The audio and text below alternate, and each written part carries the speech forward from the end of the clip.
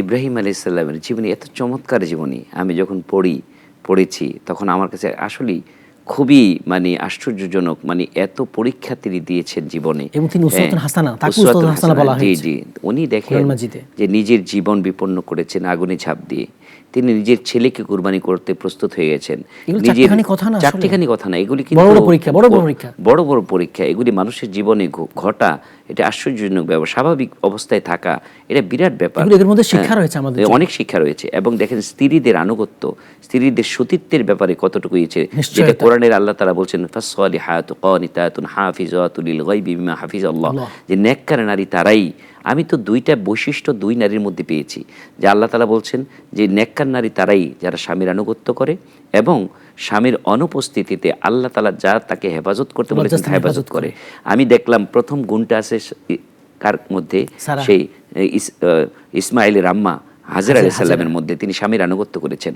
আর দ্বিতীয় গুণটা স্বামীর অনুপস্থিতি নিজের চরিত্রে হেফাজত করেছেন, সেটাকে সারা আলাইহিস সালাম। দুজন নারীর এই আয়াতের সাথে এত সম্পর্কযুক্ত যে আমি আশ্চর্য হয়ে যাই যে আল্লাহ তাআলা চারটিখানি কথা ছোট বাচ্চা নিয়ে মানবহীন প্রান্ত রেখে চলে যাচ্ছে, থেকে যাচ্ছে, তা কোনো অভিযোগ নেই। তো দেখেন ইব্রাহিম আলাইহিস সালামের জীবনের মধ্যে আমি যতটুকু বুঝতে পেরেছি যে উনি এত বড় ঈমানের অধিকারী হলেন কিভাবে। আসলে হয়েছেন তিনি প্র্যাকটিক্যাল কিছু দৃষ্টান্ত, আল্লাহ তাআলার নিদর্শন তিনি নিজের চোখে দেখেছেন।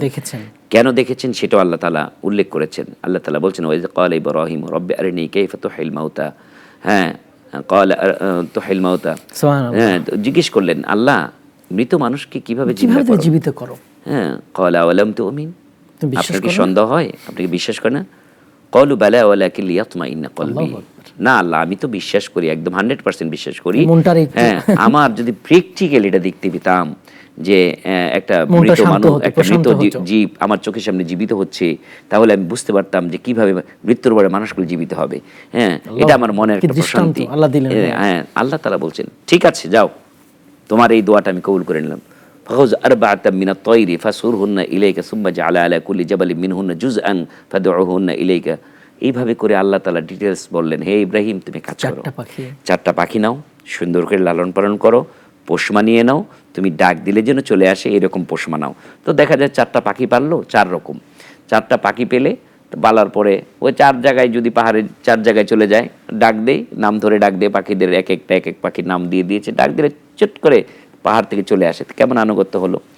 তো এখন আল্লাহ তাআলা বলছে এক কাজ করো, এখন চারটাকে জবাই করো, জবাই করার পরে চারটার চার অংশ মানে প্রত্যেকের আলাদা আলাদা অংশ সবগুলো মিশিয়ে ফেলে তারপরে চার পাহাড়ে তুমি রেখে আসো, যাও। আল্লাহু আকবার। তিনি বলেন এটা কেমন পরীক্ষা, আমি কি সত্যি দেখতে পাবো?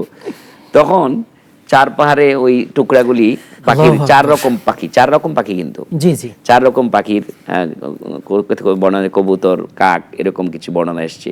যাই হোক ওটা বলবো না, কিন্তু ওই চারটা পাখি কোরআনের ভাষায় চার পাহাড়ে রাখার পরে তিনি ডাকলেন, বললেন তুমি ডাকো তোমার দিকে।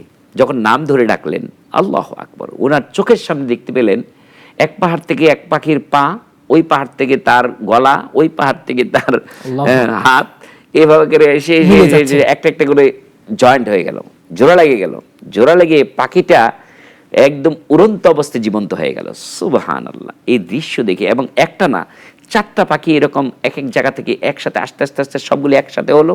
এটা আধুনিক যুগ, এখন এআই দিয়ে এটা মনে হয় আরো সুন্দর করে দেখানো যেত। আল্লাহু আকবার। এই দৃশ্যটা উনি দেখে চিন্তা করা যায়, এরকম প্র্যাকটিক্যাল যদি আমরা দেখতাম যে একটা মৃত জিনিস এরকম জীবিত হয়ে যাচ্ছে, কি মজবুত হবে তাহলে। তখন তিনি আল্লাহু আকবার। আপনাকে অনেক ধন্যবাদ, আমাদের মূল্যবান সময় দিয়েছেন, সুন্দর আলোচনা করেছেন। জাযাকুমুল্লাহ খাইর। জাযাকাল্লাহ, হায়াকাল্লাহ, বারাকাল্লাহ।